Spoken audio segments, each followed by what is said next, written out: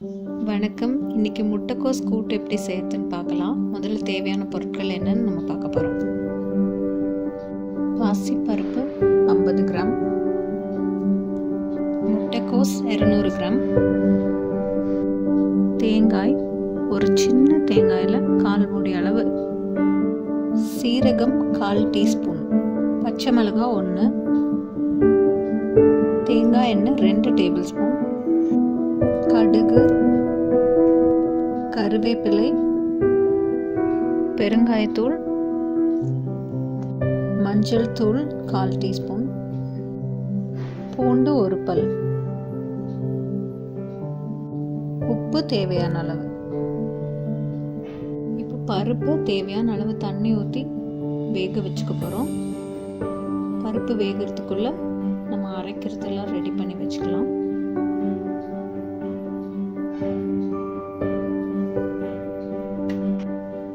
இப்போ தேங்காய், சீரகம், பச்சை மிளகாய், பூண்டு இந்த 4ஐயும் சேர்த்து நம்ம அரைச்சிக்க போகிறோம்.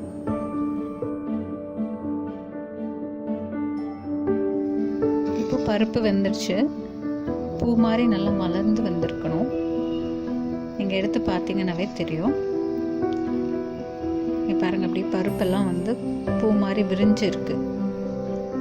இந்த ஸ்டேஜில் இப்போ நம்ம காய் அரைச்சதெல்லாம் ஊற்றணும். முதல்ல முட்டைக்கோஸ் சேர்த்த போகிறோம். கலக்கி விடுங்க. அதுக்கப்புறம் அரைச்சி வச்சிருக்கிற தேங்காவை ஊற்றுறோம். இந்த தேங்காய், சீரகம், பச்சை மிளகாலாம் அரைச்சி வச்சுருக்கோம்ல, அது வந்து இப்போ ஊற்ற போகிறோம்.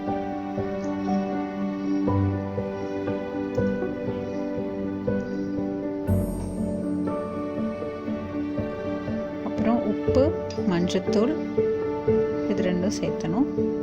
உப்பு உங்களுக்கு எவ்வளோ தேவையோ அந்த அளவு நீங்கள் பார்த்து போட்டுக்கோங்க.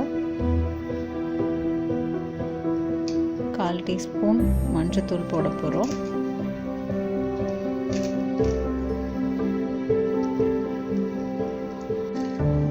இப்போ இது எல்லாத்தையும் நல்லா மிக்ஸ் பண்ணி ஒரு மூடி போட்டு 10 நிமிஷம் வேக விடுங்க. காயெல்லாம் வெந்துடும். காய் வேகிறதுக்கு தேவையான அளவு தண்ணி ஊற்றிக்கோங்க. இந்த கூட்டு வந்து காரம் கம்மியாக தான் இருக்கும். தாளிக்கும் போது ஒரு வரமிளகா போட்டு தேவைப்பட்டால் நீங்கள் தாளிச்சிக்கலாம். காரம் கம்மியாக இருக்கனால குழந்தைங்களுக்கெல்லாம் கூட நீங்கள் நல்லா கொடுக்கலாம்.